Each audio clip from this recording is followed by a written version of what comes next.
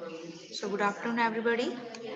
Welcome to our online classes. Today we will discuss our EVS chapter number 12, and chapter name is contaminated water spread diseases. Okay, जो contaminated water है वो diseases spread करता है, इसके regarding हम question answer आज discuss करने वाले हैं। तो first देखिए objective type question में female Anopheles mosquito causes this diseases. Okay, mosquitoes से हमने डिस्कस किया था कि जो मॉस्किटोज हैं वो डिजीजेस स्प्रेड करते हैं, बीमारियां फैलाते हैं। तो जो फीमेल एनाफिलीज मॉस्किटो है वो कौन सी डिजीज स्प्रेड करता है? ऑप्शन देखिए, malaria, dengue, chikungunya. So correct answer is malaria. Okay, female जो एनाफिलीज है वो कौन सी डिजीज स्प्रेड करता है? मलेरिया। नेक्स्ट सेकंड देखिए, aedes mosquito bites cause this disease. And जब हमें एडीज जो मॉस्किटो है वो अगर बाइट करता है तो कौन सा डिजीज होता है? Dengue, malaria, polio. So correct answer is dengue. Okay, so यहाँ पर हम टू टाइप्स के जो मॉस्किटोज की टू स्पीसीज हैं उनकी बात कर रहे हैं। फर्स्ट है फीमेल एनाफिलीज मॉस्किटो, जिसके बाइट करने से हमें मलेरिया होता है, एंड एडीज मॉस्किटो के बाइट करने से डेंगू होता है। क्लियर? थर्ड वन देखिए, which animal Hari Mohan took for grazing. जो हरि मोहन थे वो कौन से एनिमल को ग्रेजिंग के लिए मीन्स घास चराने के लिए लेकर जाते थे?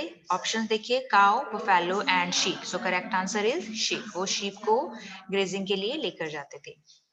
Next is spasms in hands and legs and later paralysis in the legs are the main symptoms of this disease. Spasms के बारे में हम ऑलरेडी बात कर चुके हैं कि आपके जो हैंड्स या लेग्स होती हैं उनमें स्पैम्स के होने लगते हैं। मीन्स क्या होने लगता है? वो जो आपके हैंड्स और लेग्स हैं उनमें ऐंठन होने लगती है। ओके, हिंदी में आप उसे ऐंठन बोल सकते हैं, इंग्लिश में आप कह सकते हैं आपके जो मसल्स हैं उनमें कॉन्ट्रैक्शन होने लगता है। ओके, सो इसे हम स्पैम कहते हैं, जो हमारे हैंड्स और लेग्स में होने लगता है। देन हमें क्या हो जाता है? पैरालिसिस हो जाता है, जिसे बोलते हैं कि जो हमारी मूव करने की जो एबिलिटी है वो क्या हो जाती है? लूज हो जाती है, फिनिश हो जाती है। ओके, तो इस तरह के जो सिम्टम्स हैं वो किस डिजीज के सिम्टम्स हैं? ऑप्शन देखिए, malaria, polio and jaundice. So correct answer होगा यहाँ पे पोलियो। ओके, बी हमारा करेक्ट आंसर है। यहाँ पर पोलियो डिजीज में ऐसा होता है कि आपके पहले आपके हैंड्स एंड लेग्स में स्पैम्स रहते हैं, देन आपको पैरालिसिस जो हो सकता है। ओके, ये सिम्टम्स हैं पोलियो डिजीज के। Next one is yellowishness in eyes is a symptoms of. आंखों में येलोइशनेस मीन्स पीलापन आना आपके आईज में कौन सी डिजीज का सिम्टम्स है? ऑप्शन देखिए, jaundice, polio, diarrhoea. And correct answer is jaundice. Okay, jaundice means पीलिया, इसे हिंदी में कहते हैं पीलिया। इसमें जो आपका यूरिन है वो येलो कलर का हो जाता है, एंड जो आपकी आईज हैं वो भी येलोइश हो जाती हैं। Next one is aedes mosquitoes lay their egg on. जो एडीज मॉस्किटोज हैं वो अपने अंडे कहाँ देते हैं? ऑप्शंस देखिए, dirty water, stagnant water and clean water. So correct answer is clean water. जो एडीज मॉस्किटोज हैं वो अपने जो एग हैं वो कहाँ देते हैं? क्लीन वाटर पे अपने जो एग हैं वो ले करते हैं।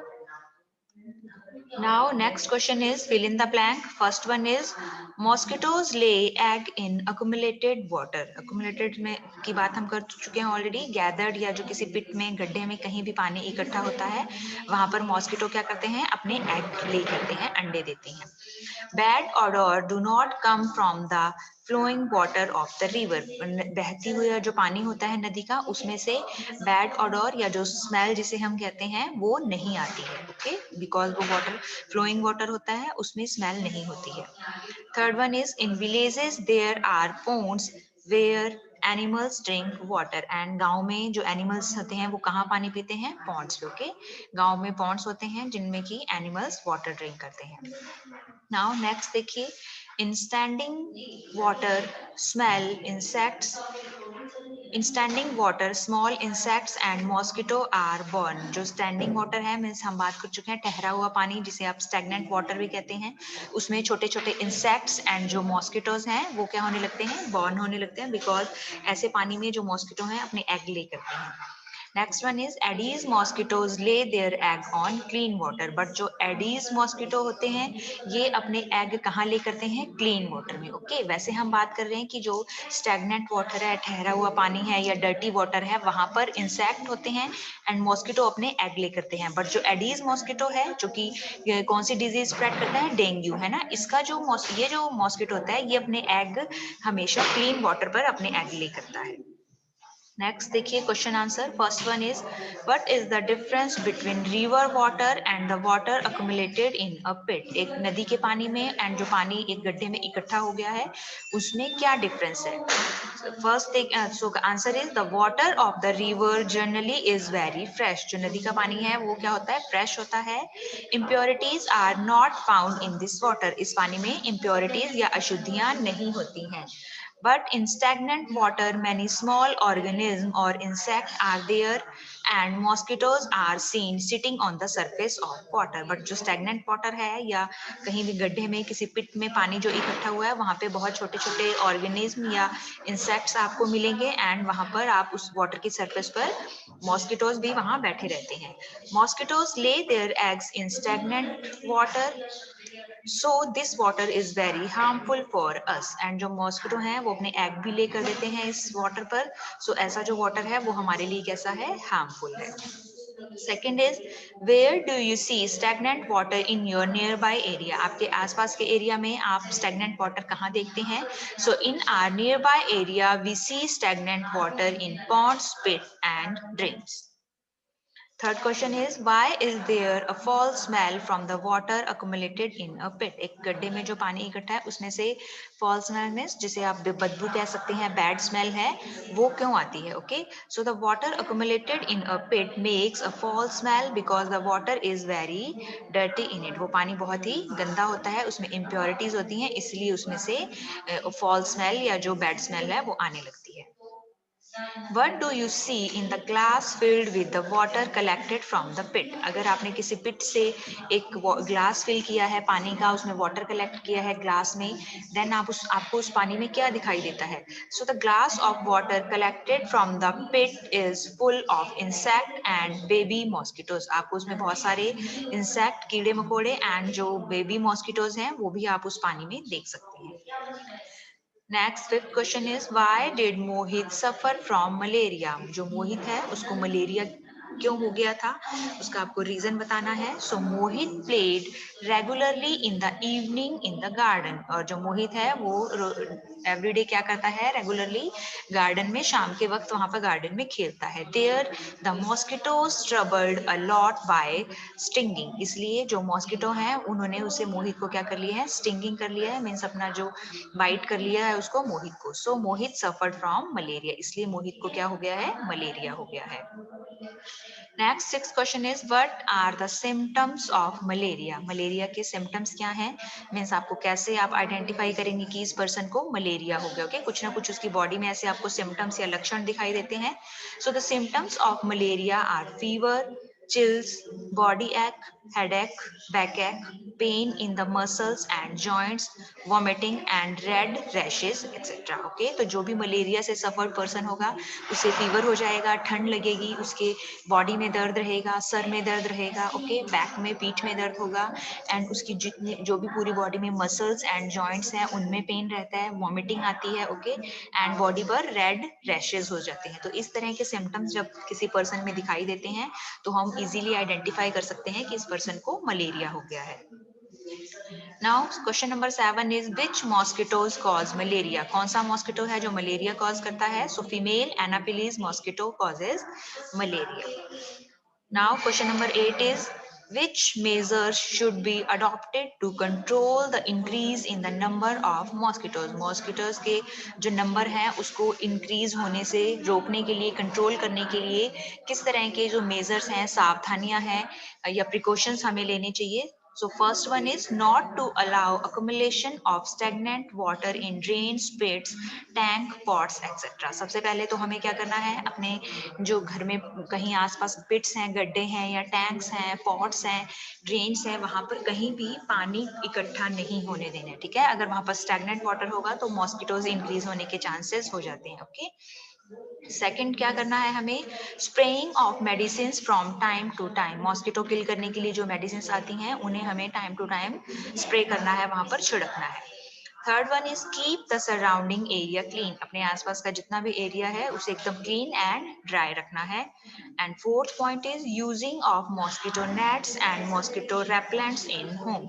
और आपको अपने घरों में मॉस्किटो नेट्स मीन्स मच्छरदानियां and mosquito repellent means all out है या कॉइल है, जिससे कि मच्छर क्या होते हैं, रेपलेंट होते हैं, दूर भागते हैं ना। इस तरह की जो थिंग्स हैं वो आपको अपने घर पे यूज करनी है। Now next question is,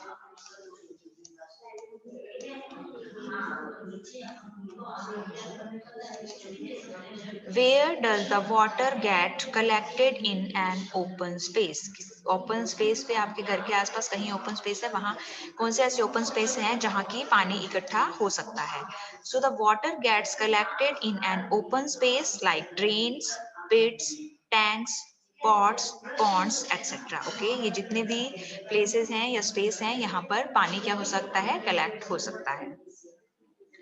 now question number 10 is, do the mosquito flourish in stagnant water? क्या जो मॉस्किटो हैं वो स्टैगनेंट वाटर में, ठहरे हुए पानी में फ्लरिश होते हैं, मीन्स ग्रोथ करते हैं? So yes, the mosquito flourishes in the stagnant water.